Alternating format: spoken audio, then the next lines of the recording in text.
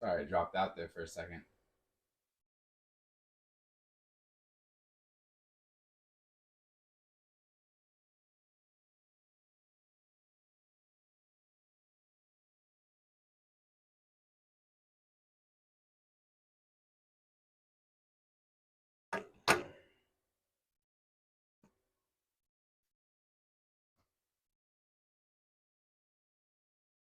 All right, this should be back. Sorry about that. Yeah, I heard that since they dammed Three Gorges, that the earthquakes have picked up, and there's a theory that having that much water suddenly in one area is causing like greater earthquakes. Yeah, my stream restarted. I watched. I took a look at your page the other day. It was one of the people you were recommending was live. I can't think of his name right now, but I watched his stream for a little bit. He was a guy that streams from Kuwait. Um, he said he had knew who you were.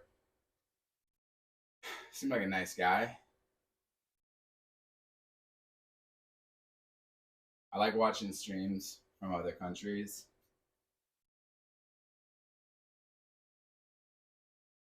It's funny when you don't speak the language. I still like listening. There's something about listening to other people's languages and other people casually speaking in other languages. That's a lot of fun. And I wish I understood more of it, but I still like listening to it. One of my favorite languages to listen to, even though I don't speak it, is I really like Korean. I think Korean is very pretty language.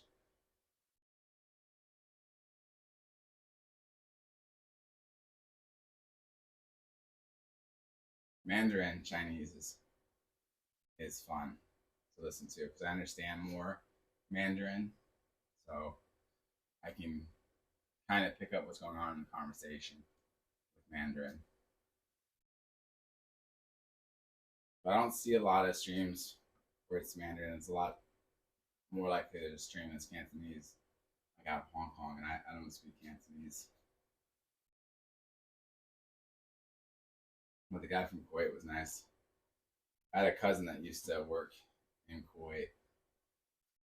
He'd go there for like 6 months out of the year and then come home for 6 months.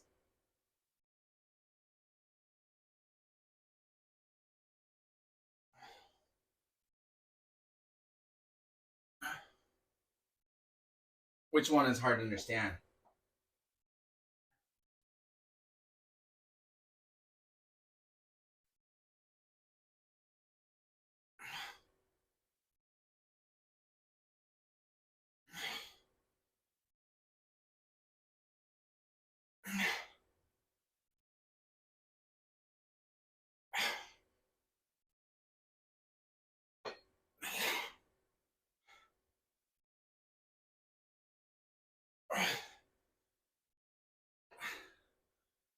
Oh, the Chinese? Yeah, it can be.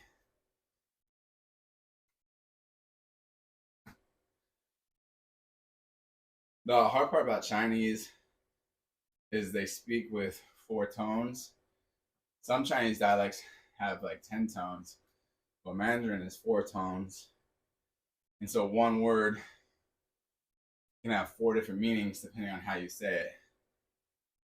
So, like the word ma, there's ma, and those are four different words. So, learning the tones, learning to recognize the tones, and then they have word or sounds that we don't use that you have to like never in English you never say so you have to like learn different different sounds, and then you have to learn how to listen for the subtle differences in sounds. But still fun to learn.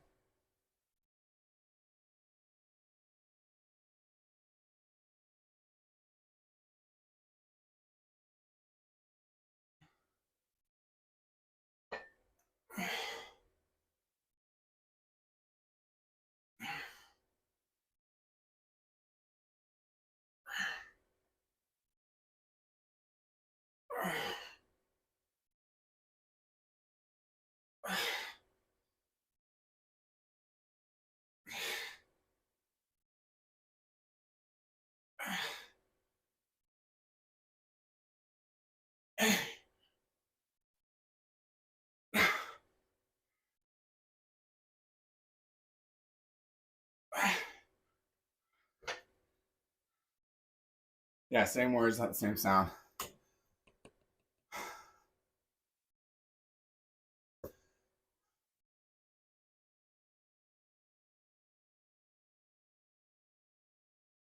And the fun part about Chinese is you can speak it really quickly because the words are all usually one syllable.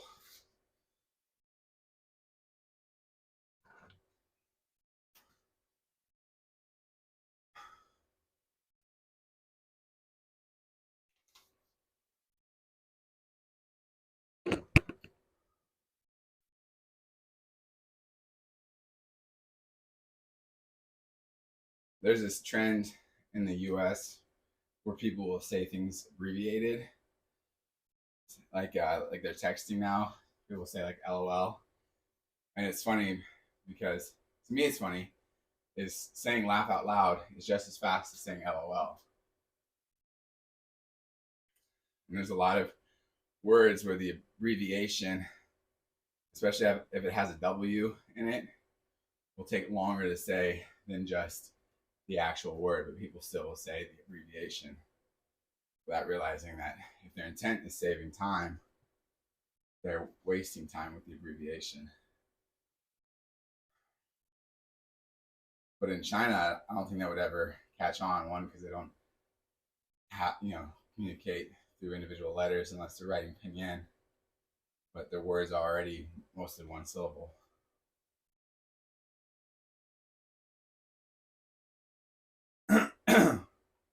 My favorite part about traveling in China with foreigners and being around like Americans, listening to people speak Chinese, is they can't tell if they're being yelled at or not because of the way that they speak and the volume. They think that they're in trouble and they're not, like everything's fine.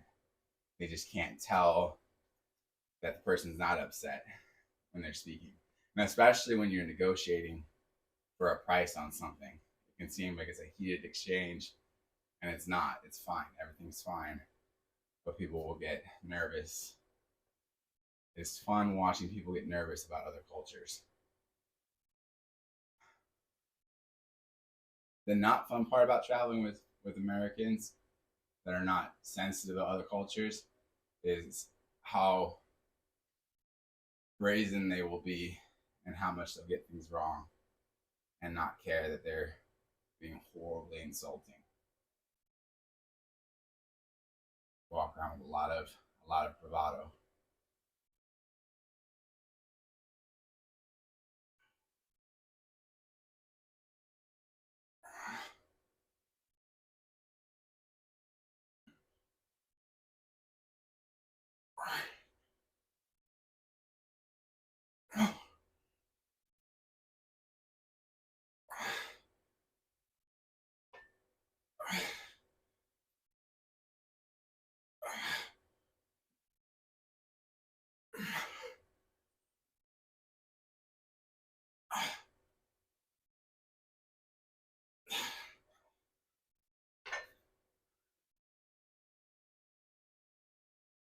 I think part of the reason why we have a problem in this country with how we perceive the world or we act out in the world, though, has to do with we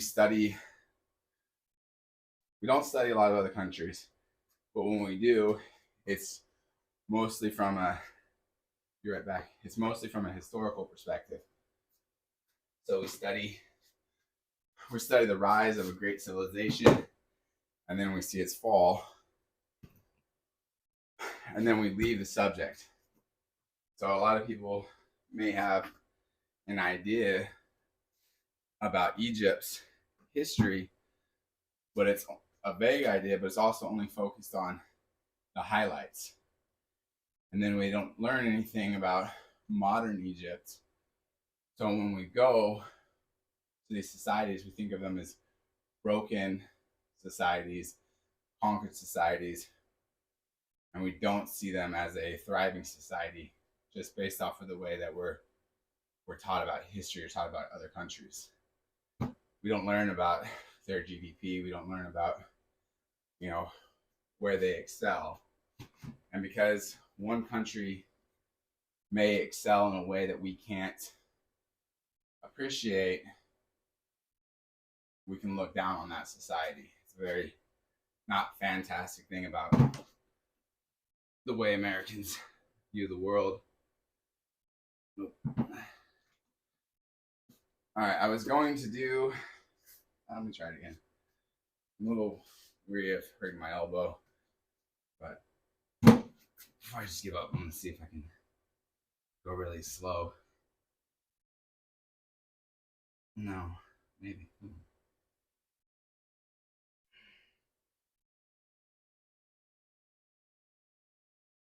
Nope.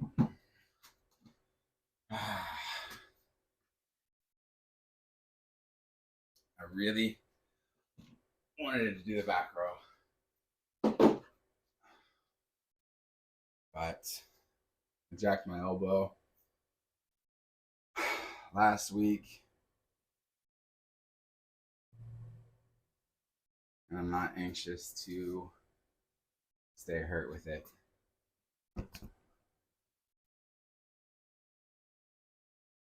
So I think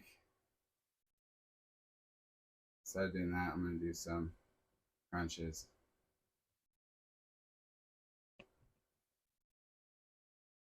It's a little frustrating. I really was hoping my elbow would be at 100%. Stay on target, but it's not. That's all right. What's up, Han? Jeez. Not sure if I'm saying that correctly. That's the funny thing about Twitch is there's so many different people from different backgrounds and languages on Twitch. You can really mess up someone's name without realizing I'm trying to pronounce it. What's up, Bowser? Good to see ya. Alright. Switching up to doing some crunches now. I was gonna do back row, but my elbow is not ready for that yet.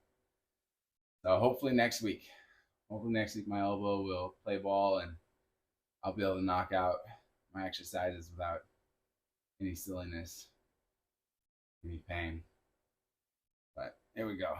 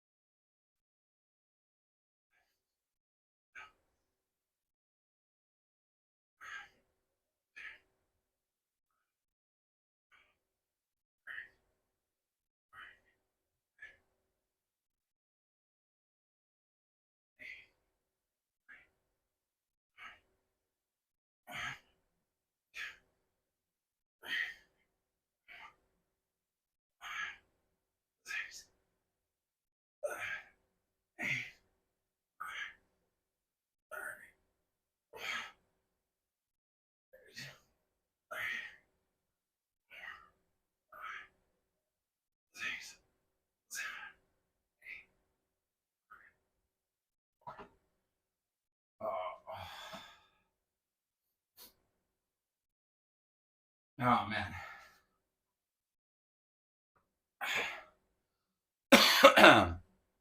You can definitely feel earlier this week's abs exercises.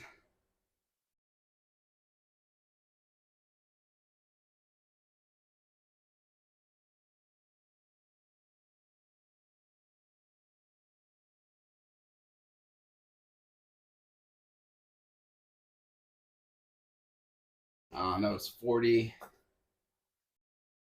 I'm going to be switching to trying to do a full set of 25 with the 10 pounds on my chest. I like to use dumbbells with doing crunches. I was listening to a guy like last year that was talking about how you can do 1,000 crunches a day, and you can do all these different things to have a great set of abs and all these repetitive exercises. He said, or you can do what you do with every other muscle group, and you use weights, put weights on your chest. You can do less repetitions and get more out of it faster. And that made sense to me, because sitting down and doing 1,000 crunches is not something I like to spend a long time doing. So grabbing the 10-pound dumbbell, let's knock out some more of these.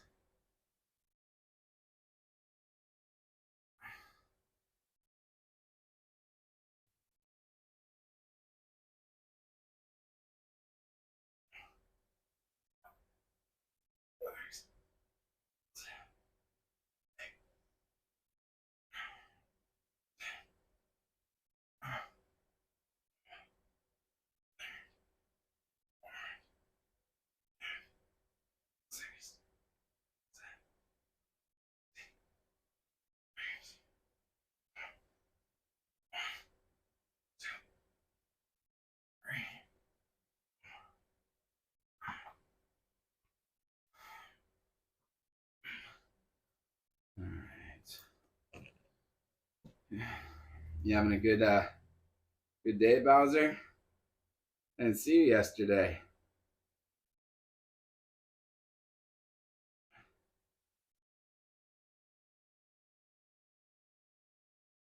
And I'll be moving up to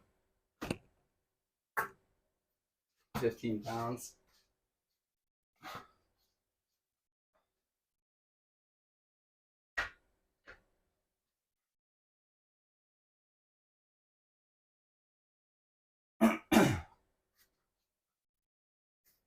And by the way, just because I was talking bad about Americans when they travel and a lack of perspective in the world, everybody can travel and make mistakes. It's not just us. I've seen plenty of foreigners make equal mistakes, whether they're Americans or English or German, or Australians. Australians, though, they are a lot of fun to see travel. I definitely have enjoyed hanging out with Australians overseas, and they're funny. But I do think that they tend to rub at least Chinese the wrong way. My dad was reading an advertisement in a paper in Hong Kong where they were asking for men of any ethnicity, culture, background, age, financial status, apply, and for this dating system. And it said, but the bottom said Australians need not apply. So whatever Australians managed to pull off in China as enough to get them automatically disqualified from this dating service. It could also be because it was in Hong Kong, and Hong Kong was a British colony, and the British, have not always spoken favorably of Australians too. A very complex history there between between the two and how Australians are treated by the British or a certain class of British. Here we go.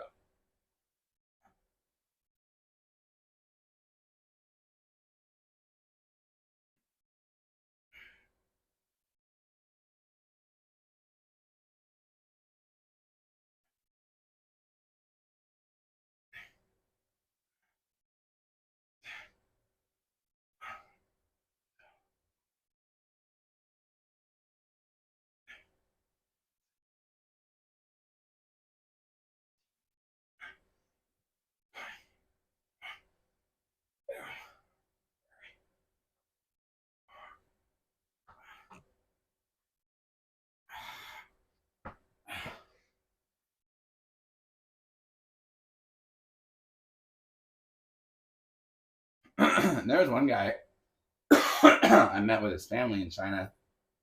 I can't remember his name, but he was from India, and he was a really, really nice guy, really insightful.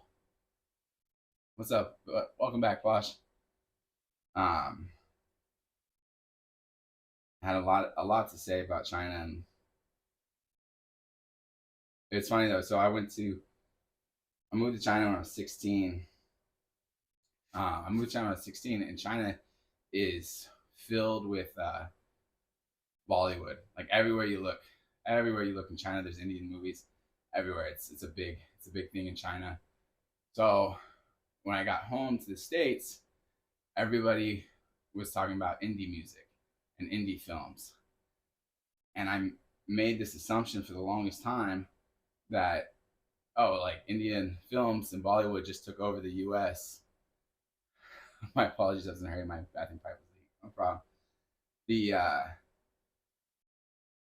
That Indian music just took over the U.S. And so for a long time, I thought that's what all like indie movies and stuff were, just Indian music. Then I realized, it's independent, but felt really dumb for not realizing that. The other one I didn't realize was vegans. When I got back, when I was a kid, and I went, to China, nobody was talking about vegans. And then I got back to the U.S. in that 2 years, like veganism had like taken off, and so you heard about vegans all over the place. And I didn't know what it was, but it just in my mind made an assumption that it's got to do with Star Trek. And so I thought that vegans were just people that were really enthusiastic about some sort of culture in Star Trek. And I thought that for a few years before I like finally found out what a vegan was. And I gotta say, they were a lot cooler in my mind when I thought vegans had to do with Star Trek. Indian songs have a lot of good hype. Yes. And I love the instruments. There's a lot of really, Asia, the Middle East, and India have a lot of cool string instruments that we don't use, and they're fun to listen to. A lot of really cool instruments. And there's some very, very funny Indian movies.